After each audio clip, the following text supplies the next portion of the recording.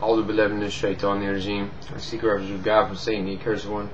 Bismillah ar-Rahmanir Rahim. In the name of Allah, most gracious, most merciful. Allahumma salli ala Muhammadin wa alihi wa sahbihi wa sallam.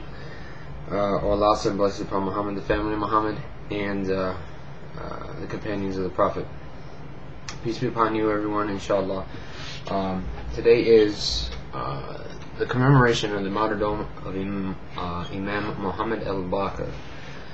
Inshallah, I seen a lecture last night, and it was very good. And I'm going to try to relate some of the things that the brother spoke about in the lecture. Inshallah, I'd like to go over this real quick in English. This is a ziyarah. Ziyarah is a visitation. Arabic, it means, the word is ziyarah. In the English, it means to visit somebody.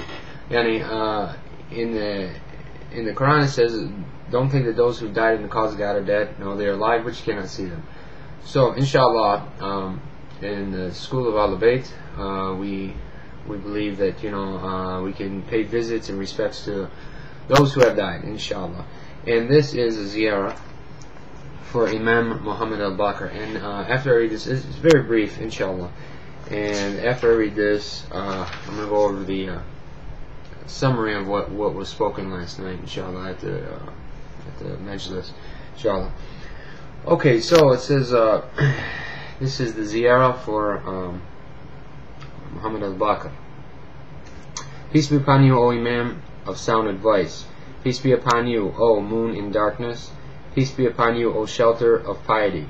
Peace be upon you, O leader of the pious ones. Peace be upon you, O revealer of knowledge of the prophets. Peace be upon you, O prestige of the skies and the earth. O Allah, in the same way you have made him as the protector of your being, and the trustee of your tolerance, and the translator of your message, send the choicest blessings on him, blessings sent by you on the descendants of your prophets, and on your select beings, and on your apostles, and on your trustees, O Lord of the worlds. Ya Allah, we ask that you send blessings upon Mohammad Al Baqar, the one who was martyred on this day, inshallah, and the rest of the imams, and inshallah, bring the coming of the last imam, Mahdi, Azallahu Ta'ala Farja, very quick, inshallah. Now this comes out of the book, this is called Sahifa Ziyarat, and this is a compilation in Arabic and English. It's very good, it's very good. Inshallah, if you look it up on the Amazon or something, inshallah, you can get it. Okay, so Muhammad Al Baqar, he was born in Rajab, and he was the son of Zain al-Abidin. Zain al-Abidin was the Imam after Imam Hussein. Now, Muhammad Baqar means to split knowledge, to break knowledge or to split knowledge, inshallah. And Muhammad Al Baqar was the Imam who started the teachings of the Ahl Bayt, or Prophet Muhammad, and Jafar Sadiq alayhi salam was the one that would continue this.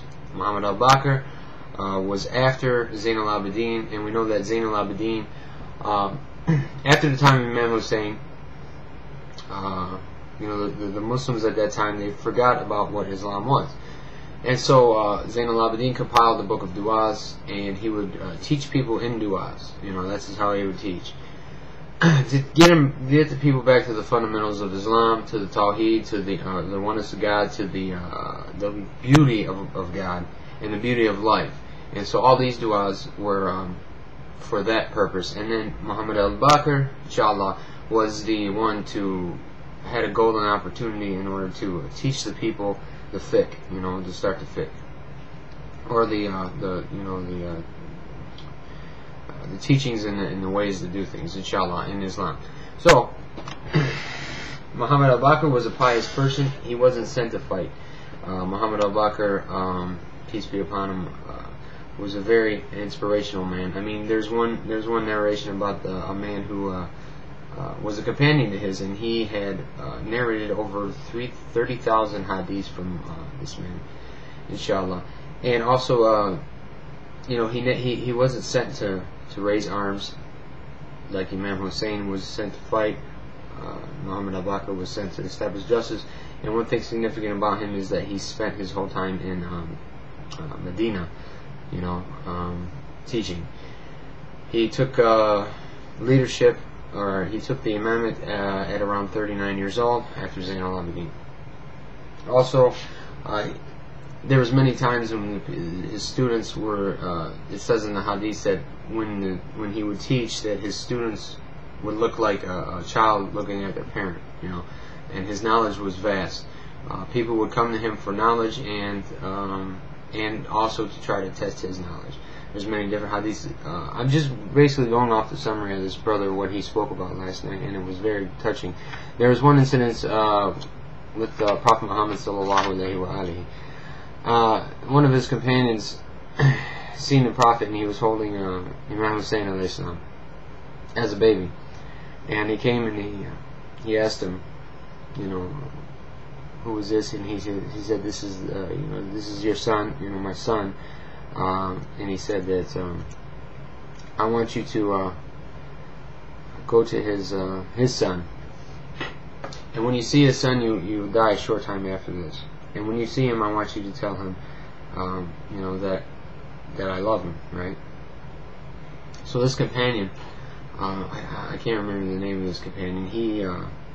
He took this information, and after the Prophet, after Imam Hussein's and al-Abidin, he kept waiting. And when he kept thinking his time was near, that he would, go to Allah subhanahu wa ta'ala, he would be in the, in the mosque, and he'd be making dua, and he'd be saying, "Oh, where is my Baqar? Where is my Baqar? Where is my Baqar?" Prophet Muhammad said that he would have, his name would be Mohammad Baqar, and there was a child that he's seen when he's passing through the streets, and he's seen this child, and he's seen the light radiating off of his face, and he says, what is your name? He says, my name is Mohammad Baqar. And he grabs this child's hand, and he says, I have a message for you. And he said, well, what is it? And he said that your grandfather, Prophet Muhammad, Rasulullah sallallahu alaihi wasallam, he says that he loves you. And immediately the child starts crying. And then a couple of days after that, this Sahaba companion of the Prophet, died a few days later. So, and there's many things that they try to test Muhammad Al Baqar on. There's one instance, there's a hadith, they go over various things, various things that because either you try to get knowledge either for yourself, or they ask questions either to get knowledge for themselves, or they would try to test his knowledge. And there was a few questions that they asked him. One of the questions was, well, what was a person that was killed that wiped out a quarter of humanity? And Muhammad Al Baqar, he says that this was Abel. Cain killed Abel, and at that time there was only 4 human beings on the earth, and it wiped out a quarter of the world. And then they say, well, what was a messenger who wasn't a prophet, who wasn't a jinn, an angel, that God sent to help somebody? He said this is when the crow came to Cain to tell him where to bury his brother Abel. Also, they asked him, what is the only salah that doesn't require wudu? He said, Allahumma salli ala Muhammadin wa ali Muhammad. Subhanallah. Inshallah, this is just very brief about Imam Al Baqar, and the speech that I heard last night was very good, and I'm just trying to relate some of the things that I heard, inshallah. So with this, a little briefing on who Muhammad Al Baqar was, inshallah, and we ask Allah subhanahu wa ta'ala to give us the shafa of the Ahl Bayt, and the visitation of this Imam and the rest of our Imams, inshallah. Allah bless you and your families, inshallah.